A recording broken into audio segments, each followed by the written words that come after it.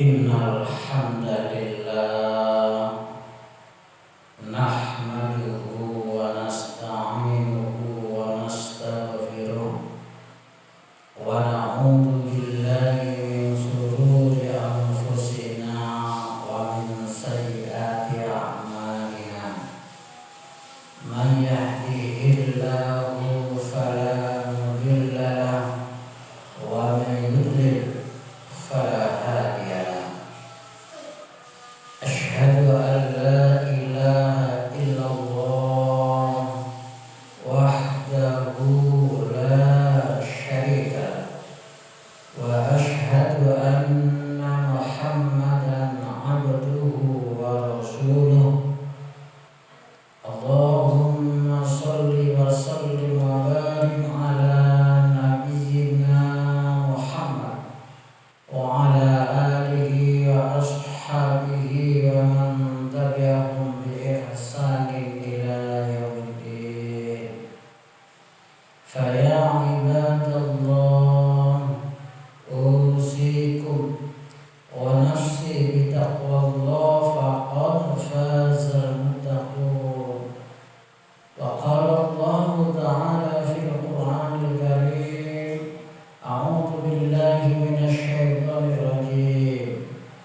Ya ayyuhalladzina amanu taqullaha haqqa tuqatih wa la tamutunna illa wa antum muslimun. Ya ayyuhalladzina amanu isbiru wa sabiru wa rabitu wattaqullaha la'allakum tuflihun. Wa tazawwadu fa inna khairaz zadi taqwa wattaquni ya ulil albab. Ma'asyiral muslimin, sidang jamaah Masjid Nurul Huda Kepunten Tulangan rahimahullah. Alhamdulillah, bersyukur kepada Allah yang telah melimpahkan rahmat, taufik, hidayah serta inayahnya kepada kita semua, sehingga kita sebagai kaum muslimin bisa menjalankan kewajiban, yakni sholat Jumat secara berjamaah dalam keadaan sehat walafiat. Semoga keimanan dan ketakwaan kita semakin hari semakin meningkat kualitasnya. Amin ya rabbal alamin. Ma'asyiral muslimin, sidang jamaah Jumat rahimahumullah. Kalau kita berjalan di daerah Porong jamaah sekalian, pasti kita akan menemukan yang namanya lumpur panas Lapindo yang sekarang sudah 16 tahun. Dari lumpur panas Lapindo itu jamaah sekalian, menyemburlah lumpur panas yang kemana-mana, yang mengakibatkan kerusakan yang sangat melebar dan melebar. Maksudnya apa jamaah sekalian? Pada kesempatan khutbah kali ini bukan saya membahas lumpur Lapindo, tapi kami ingin menyampaikan hadis yang diriwayatkan Tabrani, yang itu kata Rasulullah jamaah sekalian, ada 3 sumber kerusakan bagi manusia yang jika melakukan sumber kerusakan ini akan melebar kemana-mana.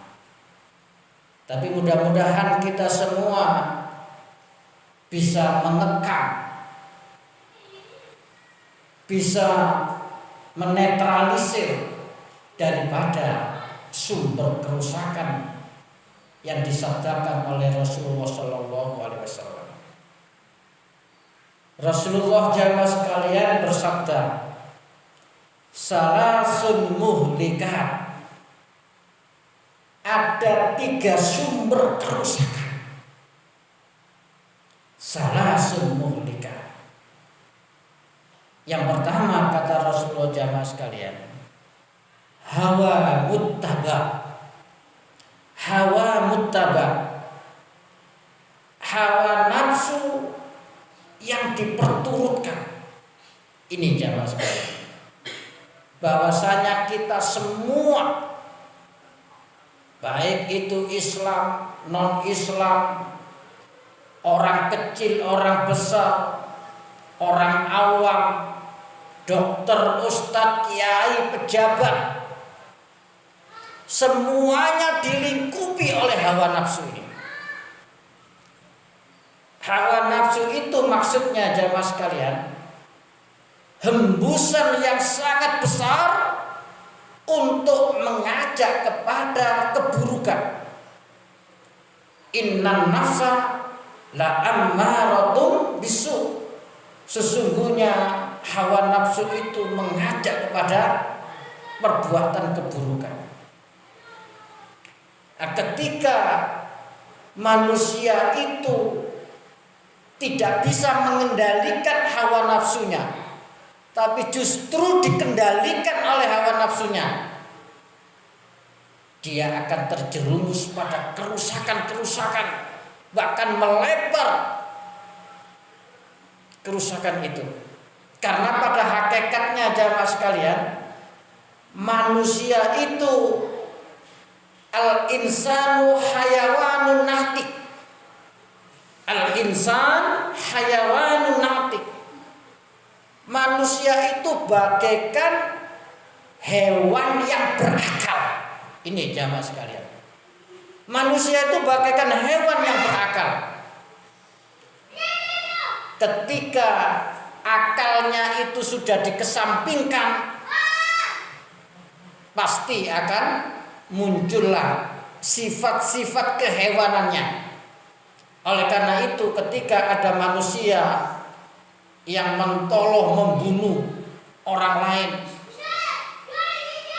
yang melakukan perampokan, yang melakukan begal, bahkan sampai juga memutuskan persaudaraan kandung, dan itu sangat banyak sekali sekalian. Kenapa? Karena dikendalikan oleh hawa nafsunya, diselimuti hawa nafsunya. Hawa nafsunya bukan dikendalikan, tapi dia yang dikendalikan oleh hawa nafsunya. Bahkan digambarkan di dalam Al-Quran jamaah sekalian, ketika manusia itu dikuasai hawa nafsu, akalnya sudah tercerabut dalam dirinya,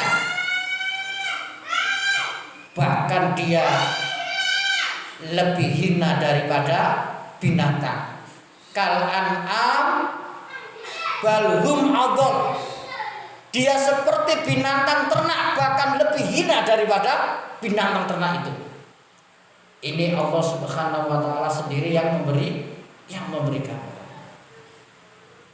Lah, bagaimana jamaah sekalian kita mampu mengendalikan hawa nafsu yang semua manusia, tidak mengenal siapapun, berpotensi dikendalikan oleh hawa nafsu? Otomatis kita harus memperbanyak zikrullah, ingat kepada Allah dengan melakukan, memperbanyak zikir, menghadiri majelis taklim, memperbanyak amalan-amalan sunnah, yang itulah yang akan menghadang daripada hawa nafsu itu. Ma'asyiral muslimin rahimakumullah. Lalu yang kedua kata Rasulullah jamaah sekalian, apa yang menjadi sumber daripada kerusakan yang akan merembet kemana-mana? Kata Rasulullah jamaah sekalian, wasuhun muta'un, yakni kikir yang ditaati, kikir yang dituruti, kikir yang diikut terus. Maksudnya kata orang Jawa, medit sekali. Yang ini yang akan menjadikan sumber kerusakan bukan saja pada dirinya, boleh jadi kepada anaknya, boleh jadi kepada keluarganya, boleh jadi kepada lingkungannya, karena dia memiliki sifat kikir yang terus dituruti. Kenapa orang itu menjadi sangat kikir jamaah sekalian? Karena dia terlalu cinta kepada dunia, terlalu cinta kepada dunia, dan dia juga tidak mampu memahami apa dunia ini. Dunia ini digambarkan di dalam Al-Quran itu lahbun walaibun, hanya permainan, hanya sendal guru saja. Bahkan kalau kita telaah secara ilmiah jamaah sekalian, ketika kita di alam raya, di angkasa luar, di jagat alam raya, dunia itu hanya setitik debu saja, setitik debu saja, apalagi isinya. Oleh karena itu mengenai dunia, mengenai harta jamaah sekalian, kita harus ingat doanya Abu Bakar As-Siddiq. Abu Bakar itu orang kaya raya, Utsman bin Affan itu orang kaya raya, Abdurrahman bin Auf itu orang kaya raya, dan banyak sahabat yang kaya raya. Tapi kekayaannya itu tujuannya adalah untuk menyempurnakan agamanya. Karena ketika seseorang itu tidak banyak hartanya, tidak banyak kekayaannya, boleh jadi tidak bisa menyempurnakan agamanya. Kenapa jamaah sekalian? Karena ajaran Islam itu ada yang namanya sedekah, ada yang namanya infak, ada yang namanya zakat, ada yang namanya umroh, ada yang namanya haji. Yang itu perlu biaya, perlu harta. Tapi bagi Abu Bakar Siddiq dan para sahabat jamaah sekalian, bagaimana dia berdoa? Ya Allah, letakkan harta itu di tanganku, tapi jangan di hatiku. Ya Allah, letakkan harta itu di tanganku, tapi jangan di hatiku. Ternyata inilah jamaah sekalian, orang yang sangat kikir itu karena senantiasa meletakkan hartanya di dalam hatinya.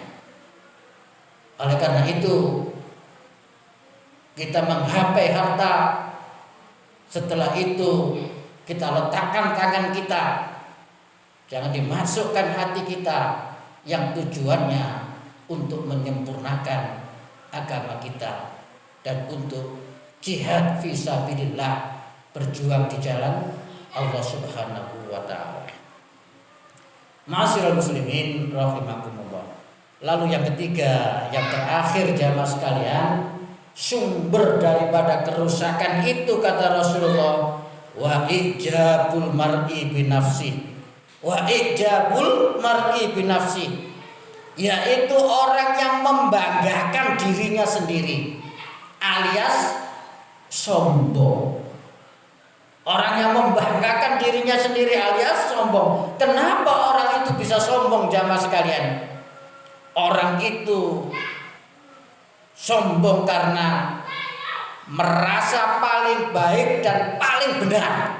Ini jamaah sekalian, merasa paling baik dan merasa paling benar, sebagaimana yang dicontohkan iblis sejak zaman dulu. Ya Allah, kenapa saya harus sujud kepada Adam? Wong saya ini diciptakan dari api, sedangkan Adam dijadikan dari tanah. Mulia mana, baik mana api dengan tanah? Ini yang dilakukan iblis, yang mengawali daripada kesombongan karena menganggap yang paling benar dan paling baik. Lalu jamaah sekalian, kenapa orang itu sombong? Karena orang itu tidak senang dengan nasihat orang lain. Tidak senang dengan nasihat orang lain. Oleh karena itu, tentang nasihat jamaah sekalian, kita harus ingat yang disampaikan oleh Sayyidina Ali radhiyallahu anhu. Undur ma qala wala tandur man qala. Lihatlah apa yang disampaikan, jangan melihat siapa yang menyampaikan. Inilah jamaah sekalian, dalam khutbah kali ini mudah-mudahan bisa kita hindari, karena ini kata Rasulullah sumbernya kerusakan seseorang itu yang akan melebar ke mana-mana. Yakni yang pertama hawa muttaba', hawa nafsu yang diperturutkan. Yang kedua wasuhun muta'un, kikir yang ditaati. Dan yang ketiga wa ijabul mar'i binafsi, membanggakan dirinya sendiri alias sombong. Barakallahu li wa lakum wa lisairil muslimina wal muslimat wal mu'minina wal mu'minat fastaghfiru innahu huwal ghafurur